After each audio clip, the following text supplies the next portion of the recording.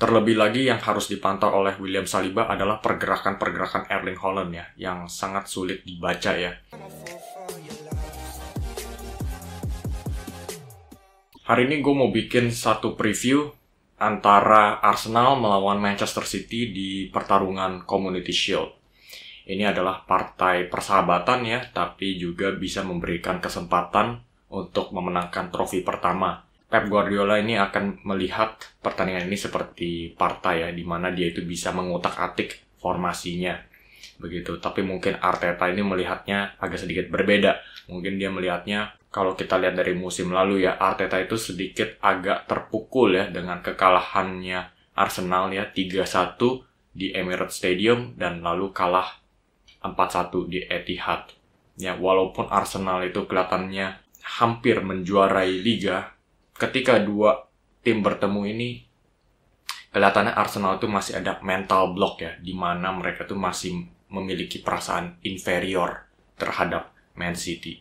Jadi Arteta gue lihat akan menggunakan kesempatan ini untuk mencoba menghapus sejarah buruknya, sejarah kelamnya Arsenal. Jadi kita langsung aja masuk ke starting 11. Oke, Arsenal di bagian kiper ada Aaron Ramsdale yang ada sedikit keraguan ya, di mana Arsenal itu diisukan ingin membeli David Raya. Pastinya ini merupakan kompetisi yang sangat berat untuk Ramsdale ya. Tapi untuk pertarungan posisi kiper ini, gue yakin Ramsdale yang akan mengisi posisi nomor 1. Untuk lini pertahanan ada Jurrien Timber yang akan mengisi posisinya Zinchenko ya, yang masih belum bermain di pramusim kali ini. Timber akan memainkan peran yang sama, inverted fullback dari back kiri. Lalu ada Gabriel Magalhaes dan juga William Saliba dan ada Ben White ya. Jadi Arsenal ini akan menggunakan 3 center back di belakang dan Timber akan lebih sering mengisi posisi di lini tengah Arsenal, di mana dia itu akan mencoba untuk mengatur tempo permainannya di lini tengah tersebut. Dan kalau kita masuk ke lini tengahnya, lini midfield, kita ada Declan Rice ya, pembelian barunya Arsenal. Ini merupakan ujian berat ya untuk Declan Rice ya. Apakah dia sanggup untuk membendung serangan-serangan Man City di pertandingan kali ini? Ini akan menjadi pertanyaan yang besar. Gue lihatnya dia itu akan didampingi oleh Thomas Partey dan Martin Odegaard. Martin Odegaard itu pastinya akan menjadi pemain kunci ya di nomor 10 ya untuk meluncurkan serangan-serangan balik. Dan Thomas Partey, kenapa gue pilih Thomas Partey bukan Kai Havertz? Karena yaitu mereka melawannya Man City. Kalau mereka itu ingin membendung serangan-serangan gilanya Man City, mereka butuh 2 jangkar seperti Rice dan Thomas Partey. Dan di depan ada Gabriel Martinelli di sayap kiri, di sayap kanan ada Bukayo Saka. Kalau kita lihat ya, Man City itu sering meninggalkan ruang-ruang di posisi sayap. Jadi Gabriel Martinelli dan Bukayo Saka dengan kecepatan dan kemampuan mendribblenya ini akan menjadi ancaman besar untuk Man City di posisi sayap. Dan untuk di posisi striker, gue lebih ingin menggunakan Leandro Trossard di posisi nomor 9 ini. Dengan alasan yang sama ya. Kalau Arsenal ingin memanfaatkan ruang-ruang di posisi sayap, mereka membutuhkan kemampuan playmaking-nya Leandro Trossard ya di tengah untuk bisa meluncurkan 2 pemain sayap tersebut. Pastinya kehilangannya Gabriel Jesus ya karena cedera ini adalah pukulan yang sangat berat untuk Arsenal. Tapi gue juga merasa Leandro Trossard sampai sekarang ini masih belum melakukan kesalahan-kesalahan yang berarti ya. Performanya dia itu tetap bagus. Dia itu juga memiliki kemampuan dribble. Dia juga punya etos kerja yang bagus. Kemampuan playmaking ya untuk bisa berkombinasi dengan pemain-pemain di sekitarnya.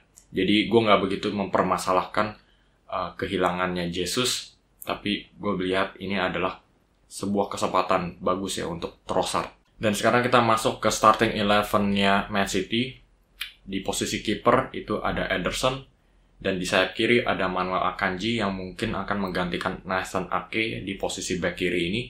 Ake dibilangnya itu sudah fit ya untuk menghadapi Arsenal, tapi mungkin akan diistirahatkan. Jadi Akanji juga bisa mengisi posisi back kiri ini. Dan di tengah itu ada Ruben Dias dan John Stones ya. 2 center back yang sangat tangguh dan juga memiliki kemampuan ball playing yang bagus ya untuk bermain dari lini belakang. Dan di sayap kanan ada Kyle Walker yang mungkin akan mengisi posisi ini ya. Gue agak ragu apakah John Stones atau Kyle Walker yang akan mengisi posisi back kanan ini, tapi gue mungkin agak sedikit memfavoritkan Kyle Walker ya untuk membendung kemampuan ngedribblenya Martinelli. Di lini tengah ada Rodri ya, salah satu pemain terbaik Man City musim lalu. Dia di pertandingan kali ini juga akan ditugaskan untuk membendung kemampuan playmakingnya Martin Odegaard ya, di ruang antara lini pertahanan dan lini tengah. Dia akan didampingi mungkin dengan Julian Alvarez yang akan mengisi posisinya Kevin De Bruyne ya, yang masih belum fit dan masih belum bermain di pramusim kali ini. Nah, dengan adanya Julian Alvarez ini pastinya akan menambahkan jumlah pemain di kotak penalti bersama dengan Erling Haaland. Ini pastinya akan menambahkan daya dobrak Man City ya di area kotak penalti Arsenal. Dan juga ada Mateo Kovacic ya, pemain baru Manchester City, mungkin masih agak sedikit membutuhkan waktu ya untuk beradaptasi penuh di sistemnya Pep Guardiola. Di lini depan itu ada Jack Grealish di posisi sayap kiri.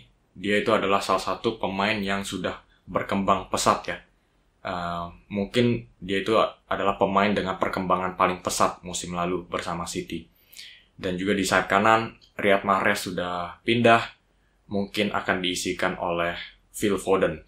Ini bisa Phil Foden atau Bernardo Silva, tapi dengan adanya isu ya, Bernardo Silva itu akan pindah ke Barcelona, mungkin Foden yang akan sementara mengisi posisi sayap kanan ini.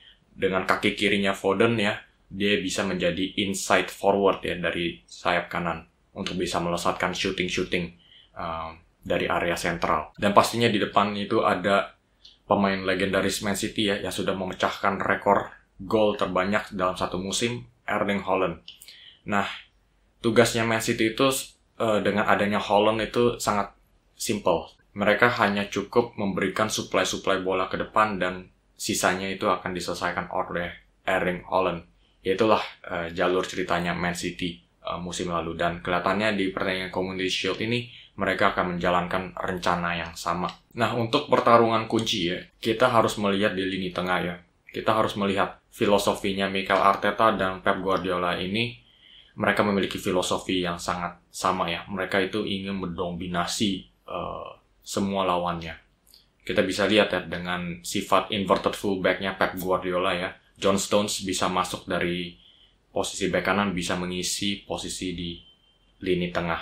Jurien Timber, Zinchenko pun juga memiliki peran yang sama di Arsenal kali ini. Jadi sudah kelihatan tugas Pep dan Arteta itu mereka mencoba untuk mendominasi lini tengah. Nah, kalau kita lihat dari lini tengahnya Arsenal, Declan Rice, Thomas Partey, dan Martin Odegaard ya. Ini trio midfield yang bisa mendominasi semua midfield menurut gue di Premier League. Mungkin kecuali Manchester City.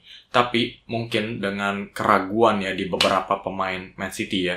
Ada kehilangannya Gundogan. Kevin De Bruyne masih belum fit. Bernardo Silva juga mungkin akan pindah ke Barcelona. Phil Foden juga yang diisukan itu akan mengisi posisi nomor 8 ya, yang sebelumnya diisi oleh Gundogan. Ini juga merupakan posisi barunya Phil Foden. Jadi masih ada sedikit keraguan. Jadi gue bilang, walaupun Man City itu adalah tim ya yang sudah menguasai ya possession football ya, tapi mungkin di pertandingan kali ini Arsenal lah yang akan keluar sebagai pemenang di lini tengah. Dan untuk pertarungan kunci kedua ya, kalau kita lihat ya, Man City itu akan mencoba untuk mendorong sebanyak mungkin pemain ke area kotak penalti Arsenal. Dan ini pastinya akan meninggalkan ruang-ruang di belakang ya, yang akan dimanfaatkan oleh Gabriel Martinelli dan Bukayo Saka. Jadi kesempatan menang terbesar untuk Arsenal yaitu serangan balik. Apakah Martin Odegaard setelah menerima bola dari belakang, apakah dia bisa menemukan bola-bola terobosan ke pemain sayap seperti Gabriel Martinelli dan Bukayo Saka? Itu menjadi pertanyaan pertama. Dan Leandro Trossard juga memiliki tugas yang sama ya, di mana dia itu bisa membongkar lini pertahanannya itu dengan memanfaatkan kecepatan kedua pemain sayap tersebut. Jadi City ini ada pertanyaan besar ya, apakah mereka bisa membendung ya performanya Bukayo Saka dan Gabriel Martinelli. Manuel Akanji kalau dia bermain di posisi back kiri, apakah dia cukup jeli untuk membaca situasi, kapan harus maju dan kapan harus mundur. Karena kalau dia maju kebanyakan, dia pastinya akan meninggalkan ruang yang terlalu besar ya untuk Bukayo Saka. Jadi nggak bisa diragukan lagi, kemampuan membaca situasinya Manuel Akanji ini sangat bagus ya. Jadi ini akan menjadi pertarungan yang sangat sengit ya dengan Bukayo Saka. Dan di sayap kanan pastinya akselerasinya Walker itu juga nggak kalah dengan akselerasinya Martinelli. Jadi di pertarungan ya di kedua posisi sayap ini pastinya akan sangat menarik. Dan di pertarungan ketiga itu ada William Saliba melawan Erling Haaland. Erling Haaland susah sekali ya membendung tenaganya Erling Haaland dan kemampuan finishingnya dia di area kotak penalti. Dia memiliki segalanya. Dia bisa menahan bola. Dia juga bisa menjadi poacher di area kotak penalti. Pastinya ini akan menjadi pertanyaan besar untuk William Saliba. Jadi ini adalah pertarungan antara dua pemain berpotensi tinggi ya. Saliba mungkin salah satu pemain terbaik Arsenal di musim lalu. Dan juga ada Erling Haaland, pemain terbaik Man City. Ini akan menjadi pertarungan yang sangat sengit. Terlebih lagi yang harus dipantau oleh William Saliba adalah pergerakan-pergerakan Erling Haaland ya, yang sangat sulit dibaca ya. Seringkali musim lalu dia itu bisa tiba-tiba melakukan pergerakan ke tiang belakang begitu. Jadi pergerakan ini harus dipantau terus oleh William Saliba. Ini mungkin bukan tugas sendirian ya untuk William Saliba. Dia pastinya akan didampingi oleh dua center back lainnya ya yang nggak kalah besar ya. Ada Ben White dan Gabriel Magalhaes. Dan mungkin mereka bertiga ini akan mencoba untuk mengerebuti Erling Haaland di kotak penalti. Jadi ini bukan pertarungan antara 1-1 antara Saliba dan Haaland saja ya. Mungkin ini adalah tugas seluruh lini pertahanan Arsenal untuk mencoba membendung Erling Haaland. Dan mungkin ya dengan fokusnya lini pertahanan Arsenal ke Erling Haaland ini, mungkin ini akan memberikan ruang-ruang besar untuk ancaman-ancaman lainnya ya, seperti Phil Foden dan Julian Alvarez. Dan untuk memprediksi skor, gue lihatnya ini Man City itu ada banyak keraguan. Dan Pep Guardiola sepertinya secara tradisi ya, dia itu melihat partai ini seperti partai persahabatan ya, untuk menjadi barometer apakah timnya itu sudah siap. Dan mungkin dia lebih ingin bereksperimentasi dengan timnya dia, begitu. Ini mungkin agak sedikit berbeda dengan Arteta dan Arsenal yang pastinya ingin mencoba untuk memenangi semua trofi yang ada. Jadi mungkin Arsenal akan lebih serius daripada Man City di pertandingan kali ini. Jadi gue akan memberikan skor 2-1 untuk Arsenal. Karena yang tadi gue sebut, mungkin di lini tengah ada sedikit kebimbangan ya di Man City ya. Ada Kovacic dan mungkin ada Julian Alvarez ya. Ini mungkin kurang bisa membendung lini tengahnya Arsenal. Dan serangan baliknya Arsenal pun juga memiliki potensi yang sangat tinggi di Gabriel Martinelli dan Bukayo Saka. Jadi gue akan memberikan kemenangan 2-1 untuk Arsenal, di mana Arsenal itu akan diberikan sedikit harapan palsu ya untuk musim depan. Tapi Pep Guardiola itu, dia itu nggak pernah takut ya untuk kalah di Community Shield. Karena bagi dia yang paling pentingnya adalah memenangi Premier League, yang pastinya akan menjadi cerita yang berbeda.